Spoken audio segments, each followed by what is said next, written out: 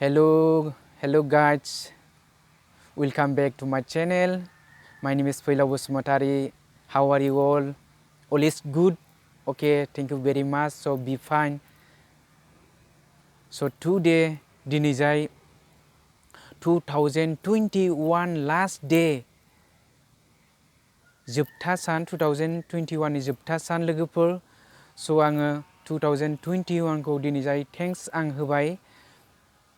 लोगोसे गामोन tomorrow 2022 Happy New Year खौ आङो वेलकाम आं गोसो गोथारै बरायबाय लोगोफोर. So आं today दिनै जाय गोदान मोनसे टपिक लानानै फैलायबाय. भिडिअखौ स्किप खालामालासिनो दानालासिनो बिगिनिं टु एन्डिं जागायनायनिफ्राय लानानै जोबजासिम नायलांगोन होननानै आं आसा खालामलायबाय. आरो नोंथाङा जुदि आंनि चेनेलाव दिनैसो गोदानबा चेनेलखौबो साबस्क्राइब खालामनानै लादो, लाइक होदो, कमेन्ट होदो आरो हायोब्ला हागौमानि लोगोफोरनो शेयार खालामनानै होबानो जाबाय लोगोफोर. आरो आगदाथिङै थानाय नटिफिकेसन बेलखौबो थुनानै होयाखैबा थुनानै लादो लोगो नोंथां.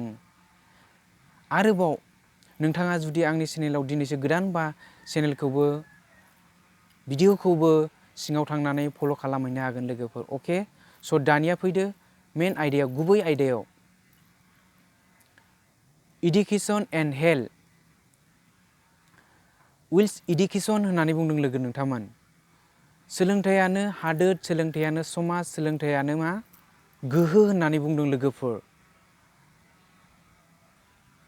इडुकेसन, नों सोलोंथाइ लायोबासो लाइफआव माने बहुत माने लेसन थायो लोगोफोर.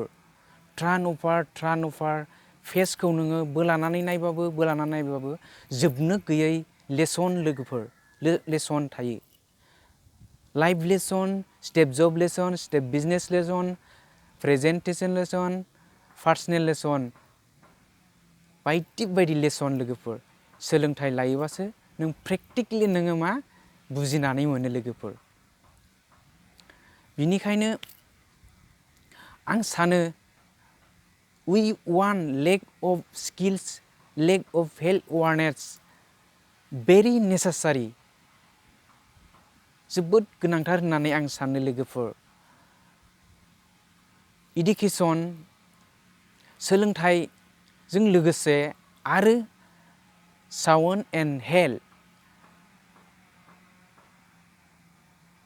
देहायाबो गोनांथार लोगोफोर. हेल्थआ गुड बासो नोङो साउन्डआबो बेस्ट जायो लोगोफोर. स' ओंखायनो बुंदों सबसे बेस्ट होनदों एक्सारसाइसखौनो बेस्ट होननानै बुंदों लोगोफोर. एक्सारसाइसखौनो सबसे बेस्ट मेडिसिन होननानै बुंदों. मिथिबायना लोगोफोर? स' आङो ओंखायनो ब्रेक आङो लादोंमोन लोगोफोर. स' दिनै आं नोंथांमोननि सिगाङाव इडुकेसन आरो हेल्थनि सोमोन्दै सुंद'यैब्लाबो फोरमायनानै होबाय लोगोफोर. गोरोन्थि जादोंबा निमाहा होगोन होननानै आं आसा खालामबाय. स' जोबनायाव आं नोंथांमोनखौ थेंक्स होनो बावा. स' थेंक इउ स' माच लोगोफोर. Thanks for watching. खुलुमबाय लोगोफोर. बाय बाय. खुलुमबाय.